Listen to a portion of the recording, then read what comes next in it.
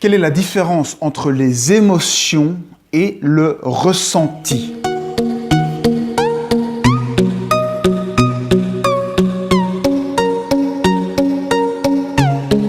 Eh bien, le ressenti, c'est quelque chose qui est de l'ordre de la chose qui vient vers vous. Vous ressentez des choses, c'est une information qui vient à vous. Le ressenti, c'est quand l'information vient à vous. Vous ressentez des choses. Donc, si vous voulez faire de la voyance, vous devrez faire appel au ressenti, c'est-à-dire écouter ce que l'information a à vous dire. Pour faire du ressenti, il faut utiliser ces 5 sens et écouter ce que ces 5 sens ont à nous dire dans le silence. Ressentir toutes les sensations dans le corps et écouter ce que ce silence a à nous dire, ce que ces sensations ont à nous dire. C'est de l'ordre donc de l'information qui arrive à vous. Les émotions, ce sont des informations qui jaillissent. Elles jaillissent de vous. Les émotions, elles jaillissent de vous. C'est-à-dire que les émotions, c'est vous. Les émotions, c'est vous qui êtes en train de vous exprimer. Exprimer ces émotions, émo, ça veut dire, il y a dans émo, il y a émettre, émanation, émotion, mouvement, c'est vous, c'est la force de vie. Les émotions, c'est vous en forme énergétique. C'est l'enfant intérieur, c'est vous fondamentalement, énergétiquement. C'est la forme énergétique visible, entre guillemets, mais qui n'a pas vraiment de forme, puisque il n'y a pas de mental. Donc, les émotions, c'est vous, mais sans forme. Et heureusement qu'on a un mental, parce que le mental va permettre de donner une forme aux émotions. Et cette forme, c'est le monde que vous voyez. Et vous-même, grâce au mental, vous pouvez voir qui vous êtes dans le miroir, partout. Et le monde que vous voyez, eh bien, c'est aussi vous, mais c'est pas vraiment conscient. Dans l'état où vous êtes, vous faites une séparation, une dualité avec le mental entre l'extérieur et l'intérieur. Le mental va décider que vous, c'est seulement la partie du corps qui est autour ici, accrochée au bout de chair que vous êtes. Et l'extérieur, il va dire que c'est quelque chose d'autre. Il va rejeter l'extérieur. En réalité, le monde extérieur, c'est votre inconscient. C'est vous, mais de manière inconsciente. Et pour vivre le jeu de la vie, eh bien entendu, on est obligé de vivre la dualité, la séparation, pour pouvoir explorer qui on est. Finalement, le monde, c'est explorer son inconscient, la partie inconsciente de nous-mêmes.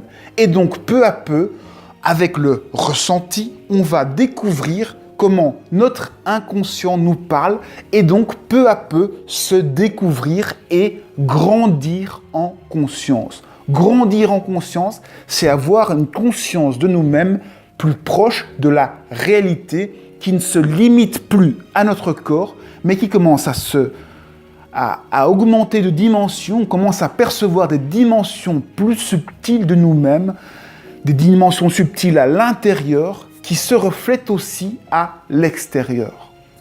Grosse différence donc entre les émotions qui sont nous-mêmes, qui sont une émanation de notre intelligence. L'intelligence, c'est le tout, c'est quelque chose qui n'a pas de limite. C'est pour ça qu'on a besoin de limites pour voir cette intelligence. Cette limite, c'est l'émotionnel, c'est ce feu, cette chose qui bouillonne, ça c'est vous, c'est tout votre passé.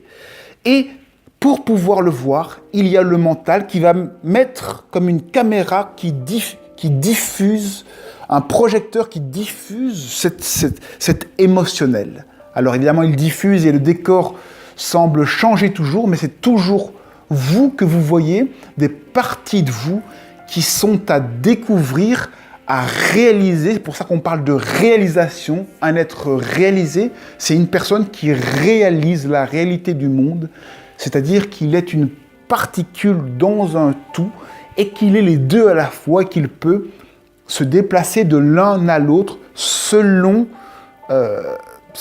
sa propre envie, selon l'endroit où il se situe avec le mental. Quand on quitte le mental, eh bien, on est dans le tout, on est dans l'action, dans le mouvement, dans l'émotion.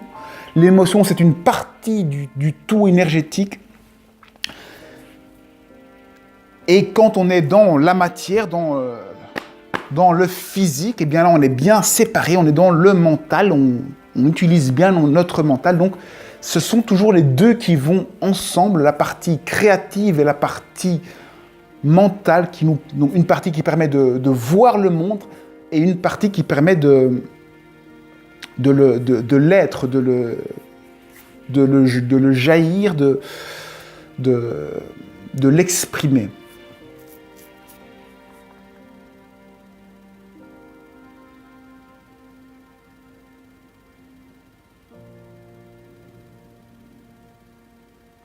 Ressentir ces émotions, c'est donc ressentir qui l'on est. C'est du développement personnel, c'est lire qui on est, voir qui on est de l'intérieur. On peut le faire par l'intérieur, par le ressenti, qui suis-je, ou par l'extérieur, puisque l'extérieur aussi, c'est notre inconscient, etc., qui se manifeste. Les deux options sont possibles. Évidemment, par l'intérieur, c'est plus rapide que par l'extérieur, par la séparation. On peut voir qui on est par la séparation, en voyant chaque objet, chaque forme, en disant « Ah oui, c'est nous, ah oui, c'est nous », en prenant l'information par le ressenti, ou par l'intérieur, ressentir par l'intérieur qui l'on est, ce que l'on est, par l'introspection, par les dimensions intérieures. Ce sont deux types de voyages qui font toute la richesse de nos vies, toute la richesse des expériences que l'on peut vivre dans nos vies. Chacun est libre de vivre les choses à sa façon, de se découvrir à sa façon, à sa vitesse, de faire ses expériences. Chacun, par ses choix, va décider comment il découvre le monde, par soi-même ou par l'extérieur.